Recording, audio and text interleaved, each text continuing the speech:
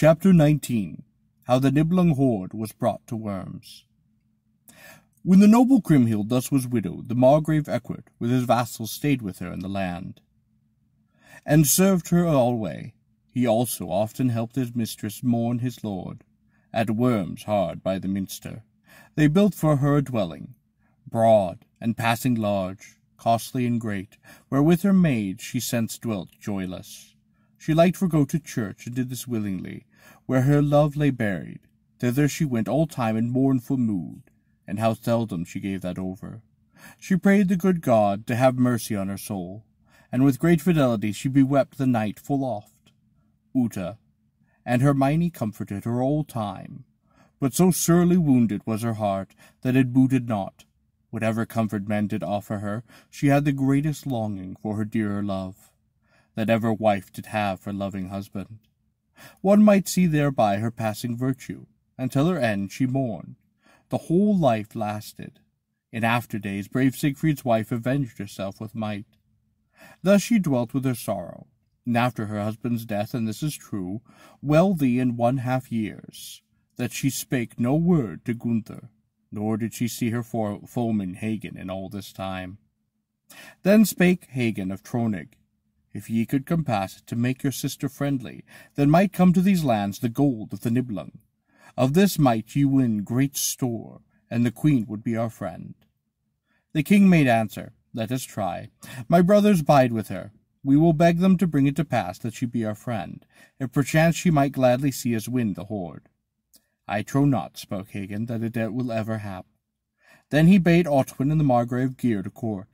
When that was done, Gernot and Grisler the youth were also brought. They tried it with the Lady Kriemhild in friendly wise, and brave Gernot of Burgundy spake, Lady, ye mourn too long for Siegfried's death. The king will give you proof that he hath not slain him. We hear you mourn all times so greatly. She spake, none chargeth him with this. 'Twas Hagen's hand that struck him, where he could be wounded.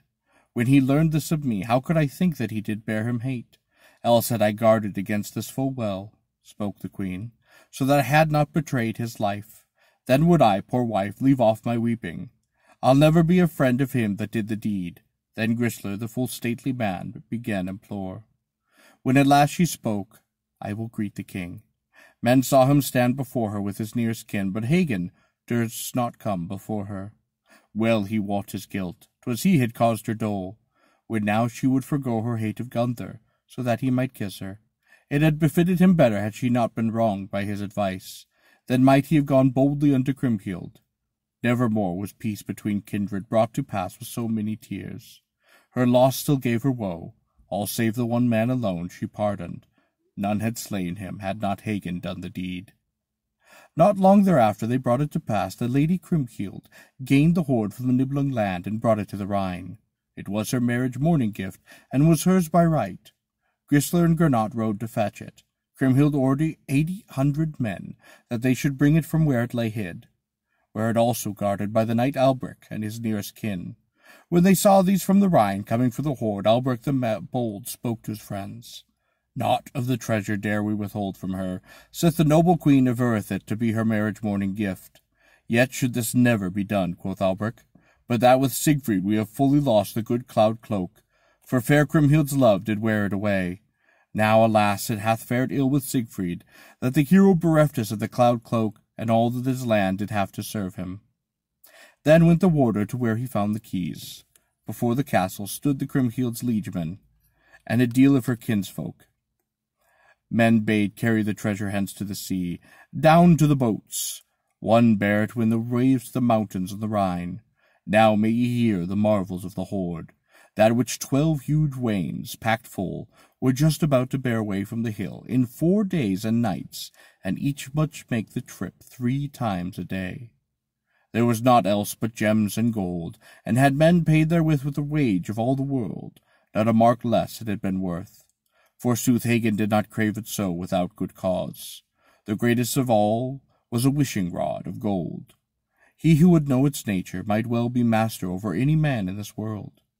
Many of Albric's kinsmen journeyed with Gernot hence, and when they stored away the hoard in Gunther's land, and the queen took charge of everything, chambers and towers were filled therewith. Never did men hear tales told of such wondrous store of goods, and had it been 1,000 times as such, if the Lord Siegfried were but live again. Kriemhild would fain have stood empty-handed at his side. No more faithful wife did hero ever win. Now that she had the hoard, she brought many unknown warriors to the land. In truth, a lady's hand given such wise that men have never seen such bounty more. She used great courtesies. Men owned this of the queen. To the rich and the poor she began to give so greatly that Hagen said, should she live yet a while, she would gain so many a man for her service, that they would fare full ill. Then spake King Gunther, her life and her goods be hers. How shall I hinder that she do with them as she will? Forsooth, I hardly compass it, that she become thus much my friend. Let us not reck to whom she deal out her silver and her gold. Then spake Hagen to the king, no doughty man should leave to any wife aught of the herd. With her gift she'll bring about the day when it may rue the brave Burgundians sore. Then spake King Gunther, I swore an oath that nevermore would I do her harm, and I will keep it further, for she is my sister. Spake then Hagen, then let me be the guilty one. Few of their oaths were kept. From the widow they took the mighty store, and Hagen made him master of all the keys. This vexed her brother Gernot, when he heard the tale aright. And Lord Gisler spake, Hagen hath done my sister much of harm. I should prevent it. It should cost him his life, were he not my kin. Siegfried's wife shed tears anew. Then spake the Lord Gernot, or ever we be impiled by the gold, we should have it sunk entirely in the Rhine, that it belonged to none. Full pitifully she went before her brother Gisler, and she spake, Dear brother, thou shouldst think of me, and be the guardian of both my life and goods. Quoth he then to the lady, That shall be done when we return again, for now we think to ride. The king and his kindred voided then the land, the very best among them that one might find. Only Hagen alone remained at home, though the hatred he bare to Kriemhild, and did so willingly. Before the king was come again, Hagen had taken the treasure quite, and sunk it all at Loch, in the Rhine. He weened to use it, but that might not be. The lordlings came again, and with them many men, and with her maids and ladies Kriemhild gained bewail her passing loss, for sore it grieved them. Gladly would Gisler have helped in all good faith, and all spake alike, he hath done wrong. Hagen avoided the prince's wrath until he gained their favour.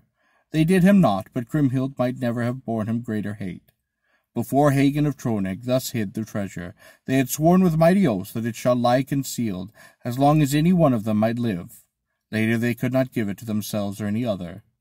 Kriemhild's mind was heavy with fresh sorrow over her husband's end, and because they had also taken from her all her wealth. Her plaint ceased not in all her life, and down to her latest day, after Siegfried's death, and this is true, she dealt with many a grief full 13 years, that she could not forget the warrior's death. She was true to him, as most folks own.